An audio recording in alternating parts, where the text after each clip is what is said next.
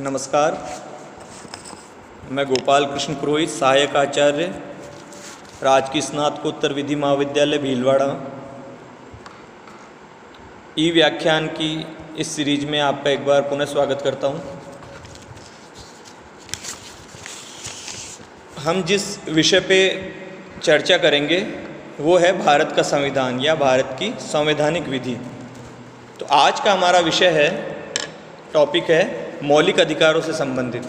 मौलिक अधिकार क्या हैं, उनकी ऐतिहासिक पृष्ठभूमि और भारतीय संविधान में भाग 3 में जो मौलिक अधिकारों की योजना है वो किस प्रकार है। सबसे पहले ये समझा जाए कि मौलिक अधिकार हैं क्या। राजनीतिक दृष्टि से जो भी मैच्योर्ड परिपक्व समाज होता है उसमें व्यक्ति कुछ मूलभूत स्वतंत्रताओं और दायित्वों का उपभोग करते हैं। यानी हर एक व्यक्ति का जो राजनीतिक दृष्टि से परिपक्व समाज है उसमें व्यक्ति के अधिकार भी होते हैं, राइट्स भी होते हैं और उसकी कुछ ड्यूटीज़ भी होती हैं, कर्तव्य भी होते हैं जिनका वो पालन करता है। ऐतिहासिक दृष्टि से देखें तो जब पुनर्जागरण काल हुआ, पुनर्जागरण के पश्चात विश्व में, पूरी दुनिया में प्राकृतिक विधि का बोलबाला था। उस वक्त प्राकृतिक विधि का सिद्धांत यानी प्राकृतिक अधिकारों को महत्व दिया जा रहा था और यूरोप और अन्य भागों में विश्व के व्यक्तिगत स्वतंत्रता का आंदोलन प्रारंभ हो चुका था। जब सभ्यता का प्रारंभ, जिसको प्रभात काल कह सकते हैं, जब इंसान ने वैचारिक उसकी प्रगति आरंभ की, उस वक्त प्लूटो, अरस्तो आदि जो दार्शनिक थे उन्होंने मनुष्य को सामाजिक और राजनीतिक प्राणी होने के नाते कुछ अधिकारों का मनुष्य के जीवन में होना आवश्यक माना। तो मध्यकाल में ब्रिटिश नागरिकों ने अपने सम्राट से मैग्ना कार्टा द्वारा मौलिक अधिकारों की सुरक्षा प्राप्त की। 1215 में ब्रिटिश सम्राट ने मैग्ना कार्टा, एक चार्टर था जिसके द्वारा ब्रिटिश नागरिकों को मौलिक अधिकारों की लिखित स्वीकृति प्रदान की थी। उसके पश्चात हॉब्स, लॉक, रूसो जैसे विचारक थे, उन्होंने राजनीतिक व्यवस्था में सामाजिक समझौते के सिद्धांत के आधार पर व्यक्तिगत अधिकारों और स्वतंत्रताओं को महत्व दिया। 19वीं शताब्दी में कांट और स्पेंसर ने इस विचार को आगे बढ़ाते हुए व्यक्ति के विकास के लिए व्यक्तिगत अधिकारों यानी इंडिविजुअल राइट्स को अपरिहार्य माना। तो 20वीं शताब्दी में वेल्स, जेफरसन, विल्सन जैसे विद्वानों ने मानवीय अधिकारों की विश्वव्यापी घोषणा की। तो जिस प्रकार से यह आंदोलन चला उसकी परिणति हुई जो हम एक विश्वव्यापी संस्था है संयुक्त राष्ट्र संघ, उसके चार्टर में इनको सम्मिलित करके। अब जहाँ तक बात करें संवैधानिक संरक्षण की, कॉन्स्टिट्यूशनल प्रोटेक्शन इन्हें कब प्राप्त हुआ। लंबे समय तक मानवीय अधिकारों को एक संरक्षण प्राप्त था, वो था नैतिक, सामाजिक, राजनीतिक और संविधियों यानी कानूनों के तहत इन्हें संरक्षण प्राप्त था। लेकिन इसको संवैधानिक स्तर पर संरक्षण प्राप्त नहीं था। इस दिशा में सबसे पहले प्रयास हुआ संयुक्त राज्य अमेरिका में। उन्होंने अपने प्रथम 10 संशोधन जो किए संविधान में, उनके द्वारा बिल ऑफ राइट्स को संविधान में सम्मिलित किया और यह अमेरिका के संविधान की एक विशेषता बन गई। इतना होने के बावजूद भी, क्योंकि इसके बिल ऑफ राइट्स के से जो मनुष्य को मौलिक अधिकार प्राप्त हुए थे, उसके अच्छे परिणाम होने के बावजूद भी ब्रिटिश संसद ने कनाडा, ऑस्ट्रेलिया और भारत जो इसके अधीन थे उनमें संवैधानिक अधिनियमों में बिल ऑफ राइट्स में जो प्रस्तावित अधिकार थे उनको सम्मिलित नहीं किया।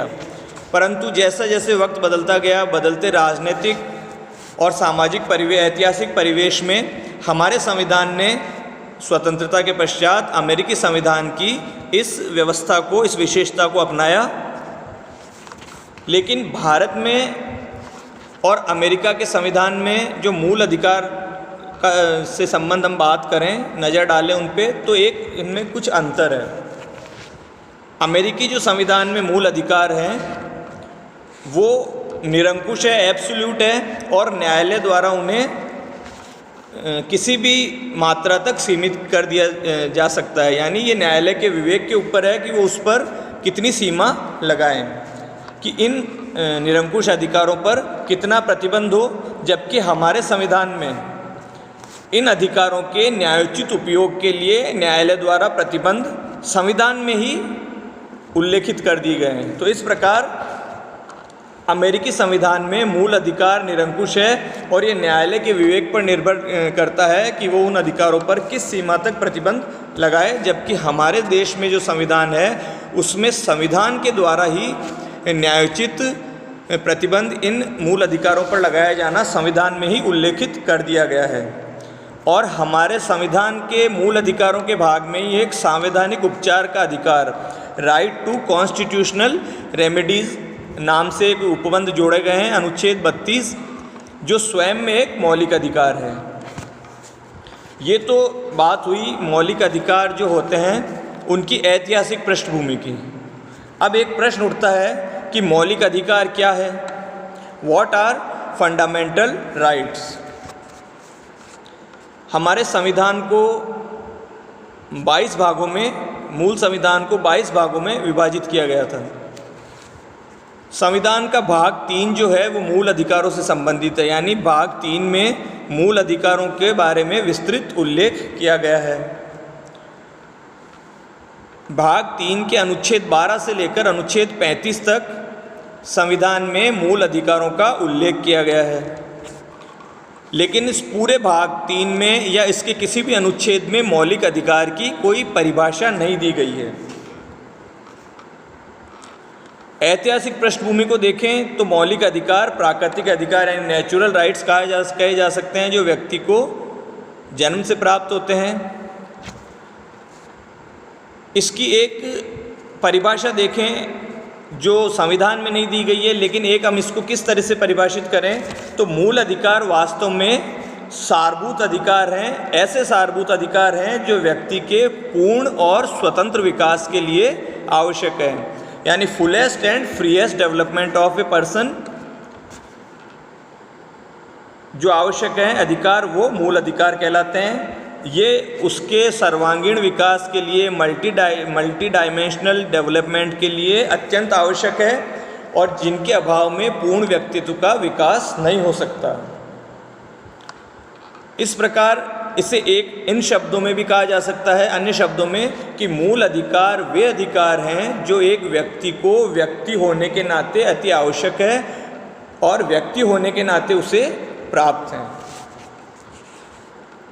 सुप्रीम कोर्ट में एक वाद था, ए.के. गोपालन बना मद्रास राज्य, उसमें न्यायाधीश पतंजलि शास्त्री के अनुसार भारतीय जनता ने जब संविधान को अंगीकृत किया उस वक्त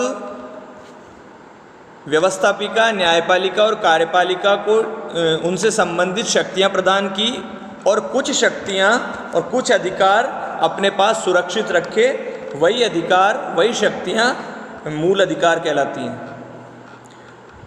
क्योंकि संविधान में प्रावधान है कि राज्य ऐसी किसी विधि का निर्माण नहीं करेगा जो भाग 3 में वर्णित मौलिक अधिकारों से असंगत हो या उनका हनन करे या उन्हें समाप्त करे। इसी प्रकार न्यायाधीश सुब्बाराव ने गोलकनाथ बनाम पंजाब राज्य के वाद में मौलिक अधिकारों को अमेरिकी संविधान की भांति प्राकृतिक और अप्रतिदेय माना है। संविधान द्वारा इन अधिकारों के अतिक्रमण पर रोक लगाई गई है। संविधान के भाग 3 में मूल अधिकारों से संबंधित क्या योजना है, क्या स्कीम है, उस पर एक नज़र डालें। जैसा कि अभी बताया गया है कि संविधान को 22 भागों में विभक्त किया गया है और भाग 3 मूल अधिकारों से संबंधित है। इस भाग 3 में कुल 26 अनुच्छेद हैं और इन 26 अनुच्छेदों को 8 उपभागों में बांटा गया है, जो इस प्रकार हैं। सबसे पहला तो है सामान्य, यानी सामान्य उपबंध जो है उसमें अनुच्छेद 12 और अनुच्छेद 13 इसमें सम्मिलित है। अनुच्छेद 12 में राज्य शब्द की परिभाषा दी गई है कि राज्य में क्या क्या सम्मिलित हैं, और अनुच्छेद 13 में विधि शब्द को परिभाषित किया गया है कि विधि के अंतर्गत क्या क्या सम्मिलित हैं। दूसरा है समानता का अधिकार, राइट ऑफ इक्वलिटी। अनुच्छेद 14 से लेकर अनुच्छेद 18 तक इसमें सम्मिलित हैं। अनुच्छेद 14 में विधि के समक्ष समानता, अनुच्छेद 15 में धर्म, जाति, लिंग अथवा जन्म स्थान के आधार पर राज्य द्वारा भेद नहीं किया जाएगा, ये वर्णित है। अनुच्छेद 16 अवसर की समानता प्रावधानित करता है। अनुच्छेद 17 छुआछूत का उन्मूलन करता है और अनुच्छेद 18 उपाधियों का अंत करता है। तीसरे उपभाग में स्वतंत्रता के अधिकार के बारे में बताया गया है, राइट टू फ्रीडम। इसमें अनुच्छेद 19 से लेकर 22 तक सम्मिलित हैं। अनुच्छेद 19 में 6 अधिकार सम्मिलित हैं। पहला भाषण और अभिव्यक्ति की स्वतंत्रता, दूसरा है शांतिपूर्ण सभा करने की स्वतंत्रता, तीसरा संघ बनाने की स्वतंत्रता, चौथा भारत क्षेत्र में विचरण कर स्वतंत्रता, पांचवा है भारत में निवास करने और कोई भी व्यवस्थापन की स्वतंत्रता, निवास करने और बस जाने की स्वतंत्रता, और छठा है व्यवसाय, व्यापार एवं वाणिज्य की स्वतंत्रता। ये हुआ अनुच्छेद 19। अनुच्छेद 20 उपबंधित करता है कि अपराधों के विषय में दोष सिद्धि के विषय में जो सुरक्षा है, इसके 3 सब आर्टिकल्स हैं। पहला है अनुच्छेद 20(1) कहता है कार्योत्तर विधियों से संरक्षा, 20(2) कहता है दौरे दंड से संरक्षण, 20(c) कहता है आत्म अभिशंसन से सुरक्षा। ये डिटेल में हम आगे चर्चा करेंगे कि आत्म अभिशंसन से सुरक्षा क्या है, दौरे दंड से संरक्षण मतलब क्या है, कार्योत्तर विधियाँ क्या है।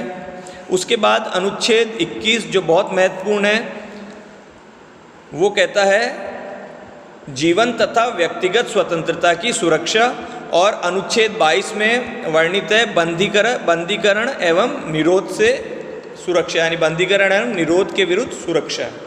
उसके बाद चौथा उपभाग है वो शोषण के विरुद्ध अधिकार देता है, यानी अनुच्छेद 23 और 24 जो हैं वो राइट अगेंस्ट एक्सप्लॉयटेशन के बारे में प्रावधान करते हैं।